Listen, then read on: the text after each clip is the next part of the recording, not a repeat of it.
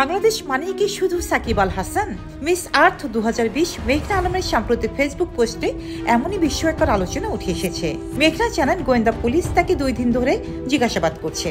তারা প্রশ্ন তুলেছে, মিস বাংলাদেশ অর্গানাইজেশন কেন সরকারি সংস্থা, ডিপ্লোম্যাটিক প্ল্যাটফর্ম আর বিভিন্ন দেশের দূতাবাসের সঙ্গে কাজ করে। তিনি বলেন, ছোটবেলা থেকে বিদেশ ভ্রমণ ও বহু সাংস্কৃতিক পরিবেশে কাজের অভিজ্ঞতায় তিনি বুঝেছেন বিশ্ববাসী এখনো বাংলাদেশকে দারিদ্র্য, বন্যা আর সন্ত্রাসবাদের দেশ হিসেবেই দেখে। তাই তার লক্ষ্য হলো বাংলাদেশকে নতুনভাবে পরিচিত করা, পজিটিভ রিব্র্যান্ডিং করা। এবং আমার মনে হয় যে আমি এই যে কথা বলছি বারবার, এটা কিন্তু আমি শুধু নিজের জন্য বলছি না।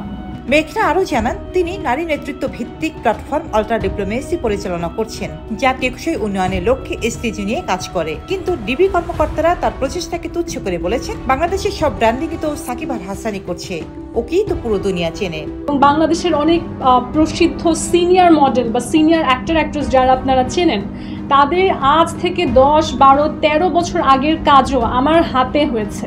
তাহলে সেই সুযোগগুলো আমি নিজে না নিয়ে অন্যকে কেন দিয়েছি? যদি আমার এইভাবে ফেমের দরকার হয়, দরকার নেই তো। তবে তার এই পোস্টে সামাজিক যোগাযোগ মাধ্যমে ব্যাপক আলোচনা জন্ম দিয়েছে। অনেকেই সমর্থন জানাচ্ছেন মেঘনার উদ্যোগকে। বলেছেন, বাংলাদেশকে বিশ্বের সামনে একমাত্র ক্রিকেট নয়, আরও বহুমাত্রিক পরিচয় তুলে ধরতে হবে।